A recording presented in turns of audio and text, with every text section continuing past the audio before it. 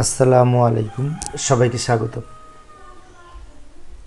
বিশেষ কর্মকর্তাদের বিভাগীয় পরীক্ষার প্রশ্নের আলোকে এই যে প্রয়োজনীয় টিকাসমূহ, অনেক সময় এই যে লিয়েন কি, এই প্রশ্নটি লিয়েন সম্পর্কে টিকা, এই প্রশ্নটি 10 বার এসেছিল বিভিন্ন পরীক্ষায়, স্বাস্থ্য, শিক্ষা এবং প্রশাসন ক্যাডারে বিভাগীয় পরীক্ষায় এই প্রশ্নটি 10 বার এসেছে। তাহলে কত গুরুত্বপূর্ণ প্রশ্নটি এখন ব্যাখ্যা করব। লিয়েন কি, বিশেষ করে আমি বিএসআর পার্ট 1 এবং অন্যান্য সহায়ক বইয়ের আলোকে এই তথ্যটি আলোচনা করার চেষ্টা করব। লিয়েন সম্পর্কে বিএসআর পার্ট 1 এর বিধি 5-34 বলা হয়েছে। আমি আবার বলছি, লক্ষ্য করি, লিয়েন সম্পর্কে বিএসআর পার্ট 1 বিধি 5-34 লিয়েনের বিষয়টি সম্পর্কে বলা হয়েছে। কি বলা হয়েছে? লিয়েন বলতে একজন কর্মচারী, সরকারি কর্মচারী যে স্থানে বা যে স্থায়ী পদে নিয়মিতভাবে নিয়োজিত রয়েছেন, এই উক্ত স্থায়ী পদে তাৎক্ষণিকভাবে অনুপস্থিত কাল অতিবাহিত হওয়ার পরেও স্থায়ীভাবে অধিষ্ঠিত থাকার অধিকারকে বোঝায়। অর্থাৎ বিশেষ করে একজন প্রার্থী কোনো স্থায়ী পদের বিপরীতে যদি অনুপস্থিত থাকে, দীর্ঘদিন অনুপস্থিত থাকার পরেও তিনি কাজের যোগদানের বা থাকার যে অধিকার লাভ করে, সেটা হচ্ছে লিয়েন। লিয়েন অর্জনের জন্য পদটি স্থায়ী হতে হবে, স্থায়ী পদে স্থায়ীভাবে নিয়োজিত হতে হবে এবং কোনো অস্থায়ী পদে বা উন্নয়ন প্রকল্পে পদের লিয়েন সৃষ্টি হয় না। বিষয়টা আবার বলছি, লক্ষ্য করি।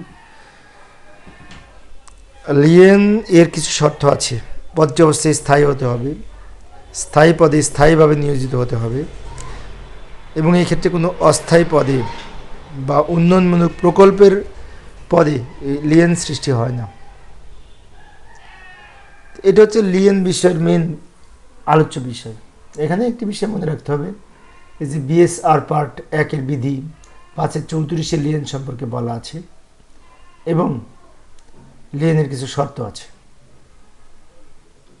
এই শর্তগুলি থাকতে হবে। লিয়েন সম্পর্কে আরও কিছু তথ্য লক্ষ্য করি। লিয়েন সংরক্ষণ, উক্ত পদের দায়িত্বকালীন সময়ে, উক্ত পদের দায়িত্ব থাকাকালীন সময়ে লিয়েন সংরক্ষিত থাকবে। ফরেন সার্ভিসে চাকরিকালীন সময়ে লিয়েন সংরক্ষিত থাকবে। অস্থায়ী পদে অধিষ্ঠিত থাকাকালীন সময়ে, অন্য পদে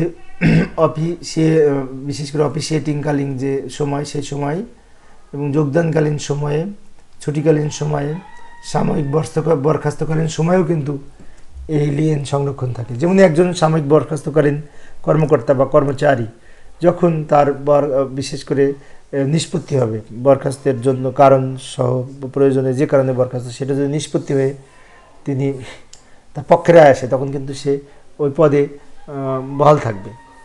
তাহলে কি তার পদটা সংরক্ষণ থাকবে, তাই না? এইটা হচ্ছে কথা। এইভাবে আমরা লিয়েন সম্পর্কে ব্যাখ্যা দিতে পারি। তো আমাদের এইগুলি জানা থাকলে আরও কিন্তু লেখা যায়। এই মেন বিষয়টা আলোচনা করেছি।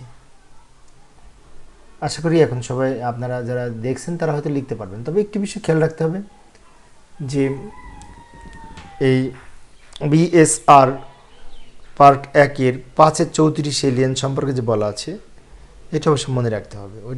ওইটা লিখলে পারে না, অন্যগুলি মোটামুটি পারা যায়, কারণ ওইটা তো মুখস্থের বিষয়, তাই না? কোন বিধিতে বলা আছে এটা মুখস্থের বিষয়। তো এই ছিল আজকের আলোচনা। আমি অল্প অল্প করে আলোচনা করি যাতে বোরিং না লাগে। পরবর্তী টেনিয়র পদ বা ধারণকাল পদ বলতে কি বোঝায়, সে বিষয়গুলি আমি এই যে বিএসআর পার্ট 1 এবং অন্যান্য সহায়ক বইয়ের আলোকে আলোচনা করার চেষ্টা করব। সংক্ষিপ্ত আলোচনা লক্ষ্য করি। বিএসআর পার্ট 1 এর বিধি 5-54, এটা মনে রাখবো। বিএসআর পার্ট 1 এর বিধি 5-54-তে টেনিয়র পদ বা এই ধারণকাল পদ সম্পর্কে বিষয়টি আলোকপাত করা হয়েছে। এখন এই ধারণকাল পদ বলতে কি বুঝি? কোনো একটি নির্দিষ্ট সময়কালের জন্য সৃজিত পদকে ধারণকাল পদ বলে। অর্থাৎ একটি নির্দিষ্ট সময়ের জন্য একটা পদ সৃজন হবে, ওই সময়টা শেষ, ওই পদ ফিনিশ, এই ধরনের পদকে বলা হয় এই ধারণকাল পদ। যেমন ধারণকাল পদ বলতে এমন একটি স্থায়ী পদকে বোঝায় যে পদে কোনো একজন কর্মচারী, সরকারি কর্মচারী একটি সীমিত সময়ের অধিককাল অধিষ্ঠিত থাকতে পারবেন না। মানে যে সময়ের জন্য বা যে সীমিত সময় নির্ধারণ করে দেওয়া হবে ওই সময়ের জন্য ওই পদটিতে ওই ব্যক্তি অধিষ্ঠিত থাকবেন। এই সময় অতিক্রান্ত হলে ওই পদটিতে আর থাকতে পারবেন না। কোনো পদ টেনিয়র কি না সে বিষয়ে সন্দেহ দেখা দিলে সে বিষয়ে সরকারের সিদ্ধান্ত চূড়ান্ত সিদ্ধান্ত হিসেবে গণ্য হবে। অর্থাৎ একটা পদ টেনিয়র হবে কি হবে না এই বিষয়ে যদি সন্দেহ দেখা দেয়, সরকার যে সিদ্ধান্ত নিবে সেই সিদ্ধান্ত চূড়ান্ত হিসেবে গণ্য হবে। ধন্যবাদ সবাইকে। তো এই ছিল আজকের আলোচনা। আমি অল্প অল্প করে আলোচনা করি যাতে বোরিং ফিল না হয়। পরবর্তীতে আমি এই যে টাইম স্কেল এবং সিলেকশন গ্রেড সম্পর্কে আলোচনা করার চেষ্টা করব। দেখার আমন্ত্রণ রইল। খোদা হাফেজ।